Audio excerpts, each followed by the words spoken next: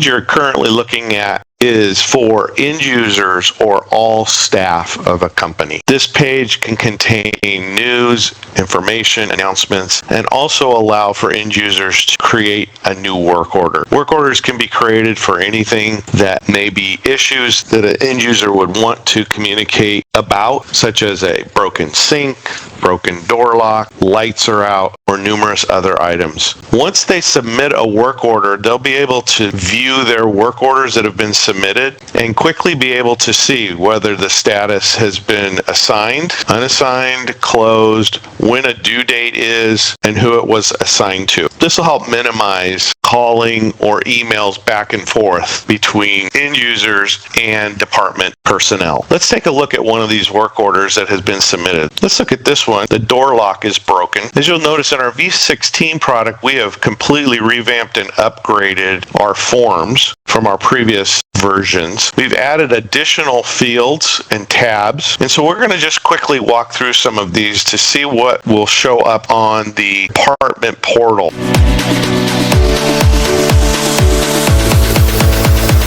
The General tab contains the basic information. What's the problem? Facility, the building, the location. These particular field titles can be changed or adjusted based on your needs, as well as the drop downs. You can manage the drop downs by going into the edit form, and these will allow you to set what those are. It defaults to the requester. You have the ability for an external user that is not on your domain or tenant. You can add them in so they can get notified.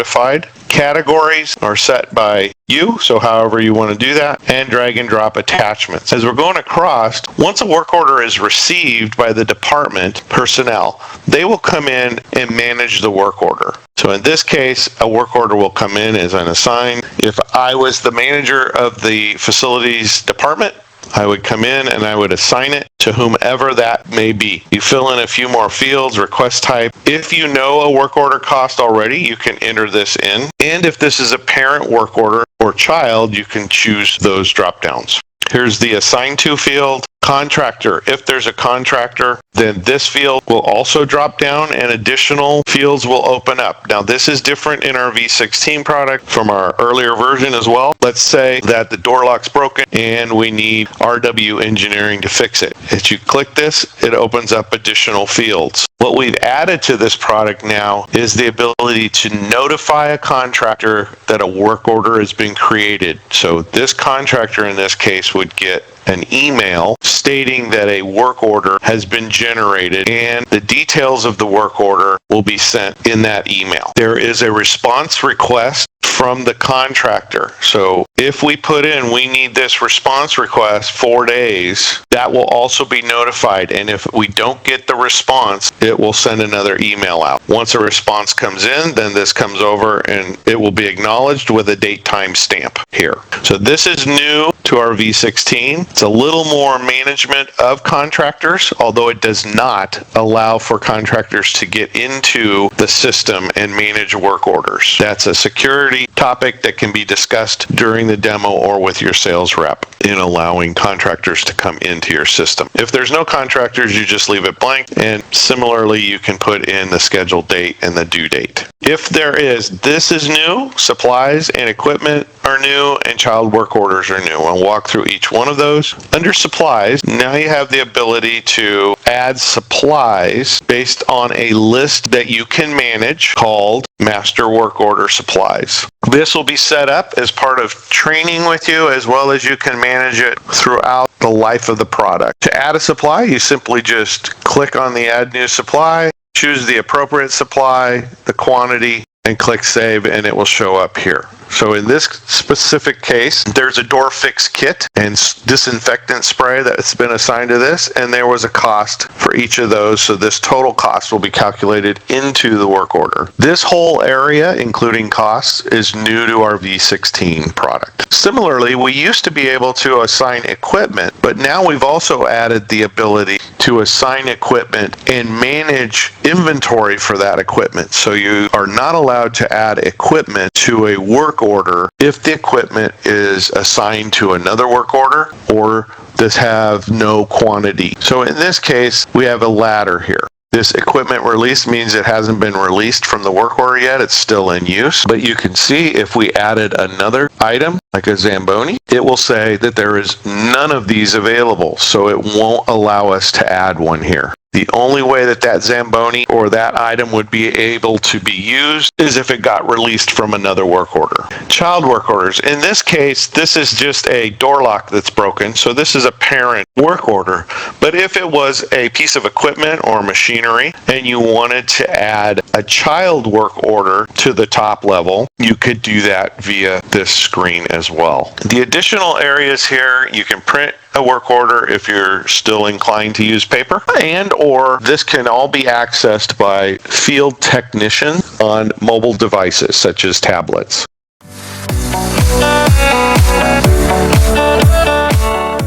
Today we're going to be looking at recurring work orders in our work order system. And to do so, we're going to start at the Facilities Department portal, where all maintenance and facilities department employees will come. And we're going to look on the left-hand side. There's several ways to get to the recurring work orders, but in this area, we're going to take a look at setting up a recurring work order and how that works. We have a few set up here already. Clean and sanitize the bathrooms or clean the shop floor. We'll just pick this one. Obviously, you could add however many you'd like for recurring work.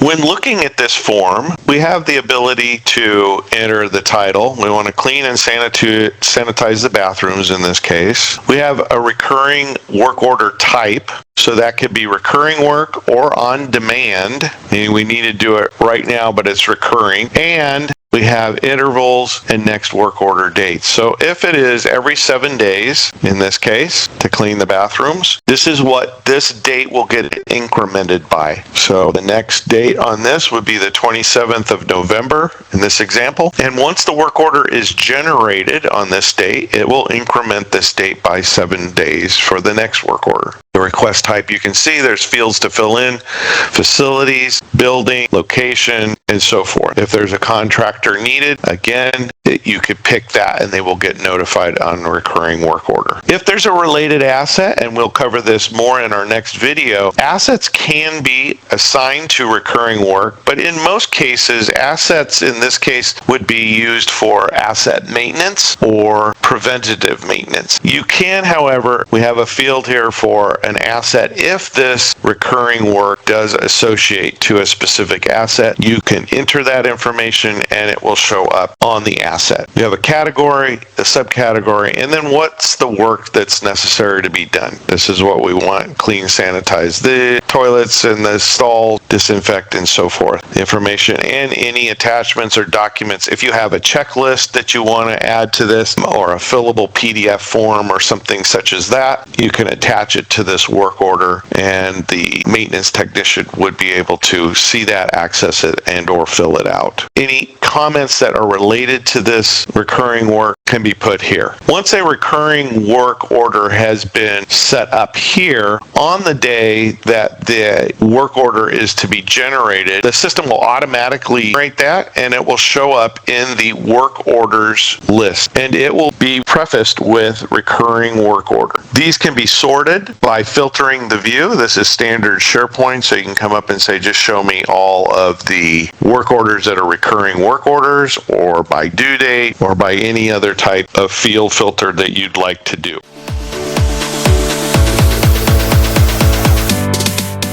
As you're looking at, this is our main page where all facilities staff and maintenance staff will land, as you probably saw in an earlier video. Today we're going to be looking at assets and asset preventative maintenance. You can access the asset list from the promoted links on the main page here. You can also access the assets and the setup, which we'll explore a little bit later on, the maintenance periods for those two items from the navigation menu on the left-hand side. Let's look at assets right now.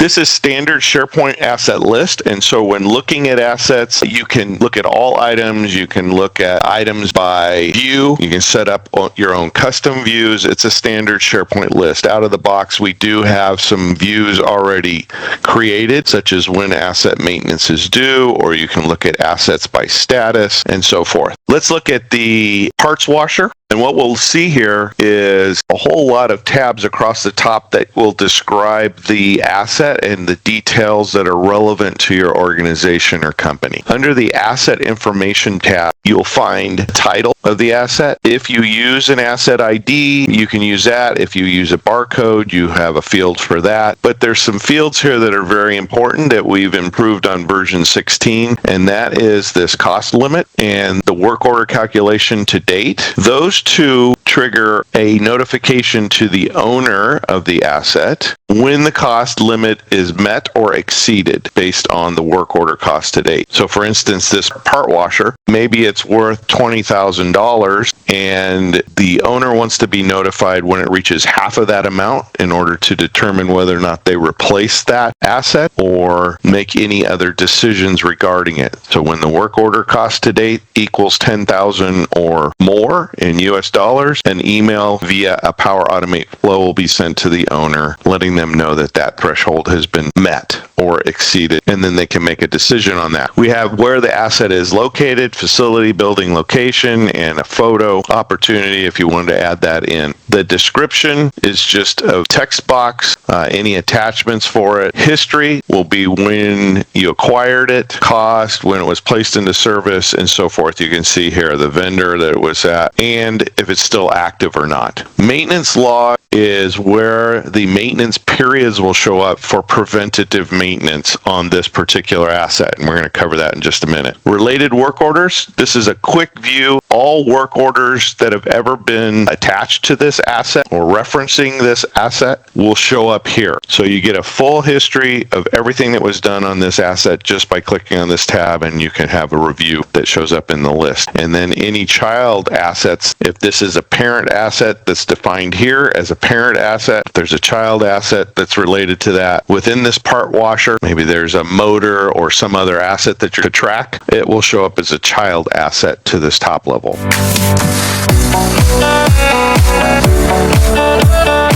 Now let's look at the way that preventative maintenance schedules are set up. So again, we'll keep in mind this is part washer, and let's set up a preventative maintenance for this. You'd want to go into the navigation, facility resources, asset maintenance periods. Within this list, you will set up a maintenance period, and you can call it weekly maintenance, general maintenance, you could call it part washer maintenance, monthly, quarterly, however often you want to perform maintenance on that part washer is where you'd set this up. So in adding a new item, we'd open the new modern form here, and we'd say part washer monthly maintenance. When setting this up, we only need to set it up one time. So this is going to be a monthly occurrence, and the maintenance interval is every 30 days. This will come into play in just a second, and I'll show you that. Last maintenance date will be blank when you're setting up a new one. If this was already set up and work orders were running against it or created against it, you'd see when the last maintenance work order was created here. The next maintenance date, in this case, this is in US calendar format. Let's say the next maintenance date is the December 15th. So once December 15th comes, the system will automatically generate or create a work order, and it can notify or assign, if necessary, that work order. The system will also then increment this date by the number in this field. So if you put 30 days, then it would go out to most likely 30 days from there, which would be probably January 15th or maybe 14th, depending on if the month had 30 or 31 days in it. Category, you would pick what category that particular item falls into. So this is, in this case, let's call it services. If you wanted to put a description, you could. If there was a contractor that you wanted to use, you would be able to assign them here. And if you knew the expense that this monthly maintenance typically incurs, say you wanted to add in for labor and or maybe some additional labor expenses or things, you could put in, let's say it's $300 every time we do this particular maintenance. Pick the facility, building. If appropriate, you can use all three or all two of these, or if you want to just use one, you don't have to use them. So they're not required fields, only the title is, and the next maintenance date would be. Save that. So after filling in facilities and buildings, or building that is, then you want to pick the related asset. The related asset in this case would be the parts washer. So now what we've done is we've linked this particular maintenance period item where you're setting up the actual time frame for when the maintenance should occur. Again, you can pick whether it's monthly, weekly, annually, quarterly, seasonally. You can adjust whatever that is, and it will be related then to the asset parts washer. So once it's saved, now you can see it in our list right here, and this will now run on the next maintenance date, which would be in this case December 15th. It will show up in the work order list, and it will be prefaced with asset maintenance work order. And then in this case, it would say parts washer monthly maintenance. That is the overview of our asset and preventative maintenance. There will be a calendar as well that you could reference to show what's coming up for maintenance, as well as I said it before, you can auto assign by going into the admin area of the site, and under categories, we have staff to notify based on a category selection, where they will just simply get notified that a work order was generated. Or we have an auto assign field if you wanted to assign a specific person or group of people to a category when selected, creating a work order. So we could do staff to notify or auto assign.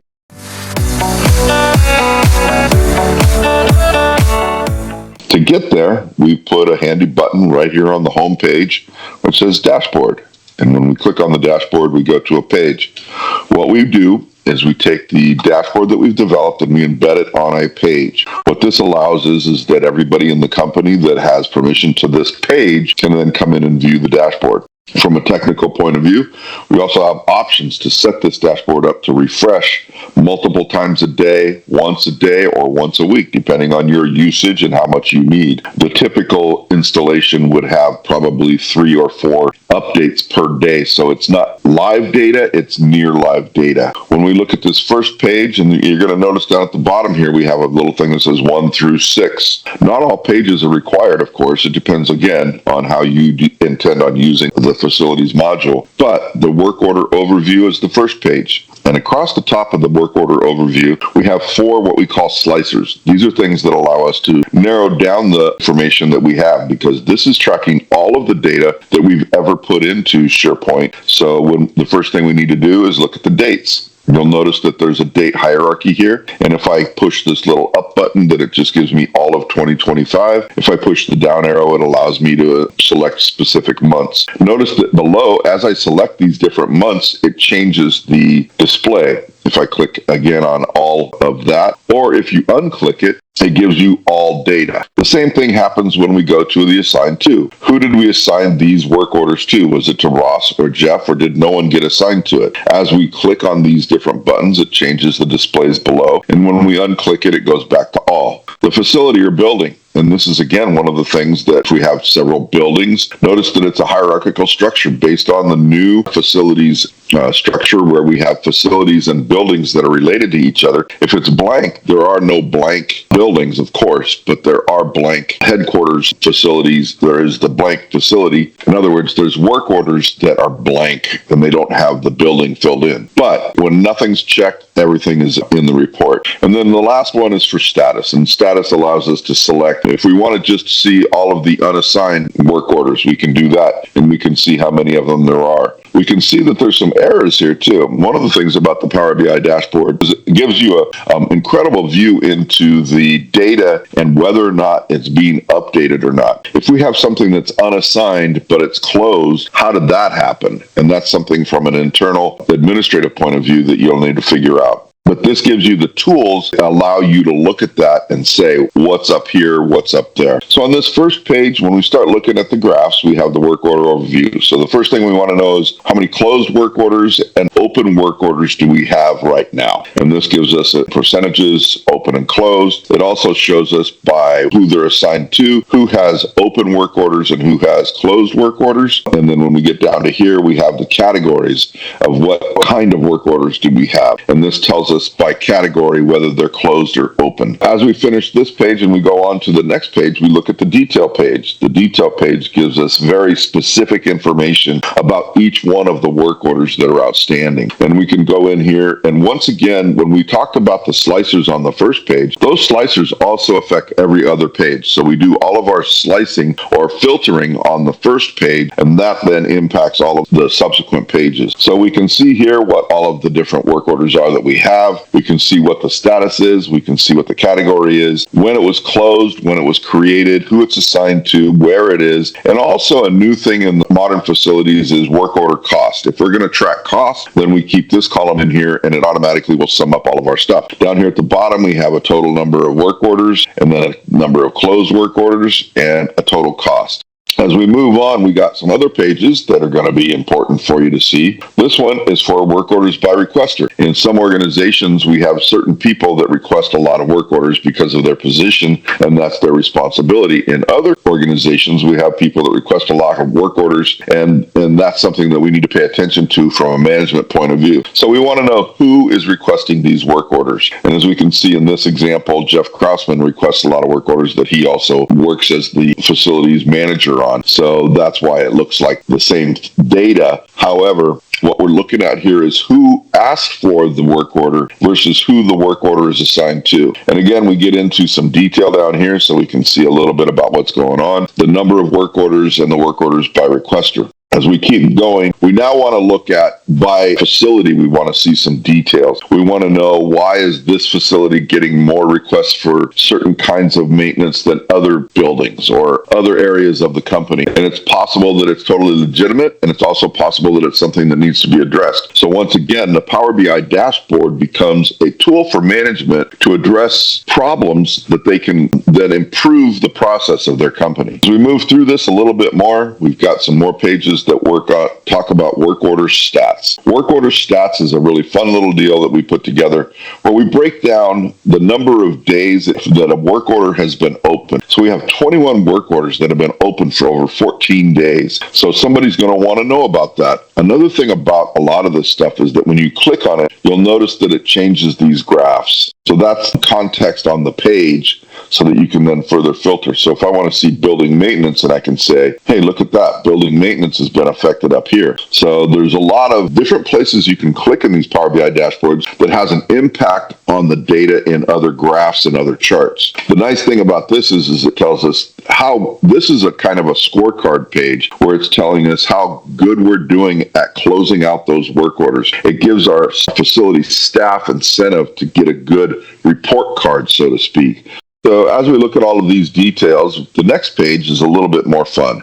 We're going to now give ourselves a report card on how our staff is doing. How long does it take to close work orders, and how long have work orders been open? This gives you an idea of how things are going. And as a part of this, you can click on building maintenance over here, and you can see how many of them are still open, how many of them were closed, and how long it took for them to get closed. We can also see that in a graph format with the pie chart. All of this to say that we can also then go back to the first page and filter, and let's just say that we want to see how a specific person is doing with their work orders. Now we go to the report card part. Page 5, we can see that there's 8 of them that are still open and over 14 days old. There's 2 that were closed, but it took over 14 days. So obviously this individual is taking a lot of time to either close their work orders, or they're not closing their work orders even though they finished the work. And so there's a way we can then use this as a report card to address situations that may be a problem. We can also identify things that are just a part of the business, and we can understand that's the way it is. On the last page, this is another optional page, by the way, we have what we call the time spent report. The key to this is whether or not you fill in the the time spent part of the work order and whether or not the facility staff is filling in all of that data. But what we can find out from this is by category how much time has been spent, and by facility how much time is being spent, and by the person that it's assigned to how much is being spent. We can see that Jeff Krausman has filled in his with 33 hours, and it added up. Well, right now filtered on just Jeff. So when we go back to 1 and change this to everybody,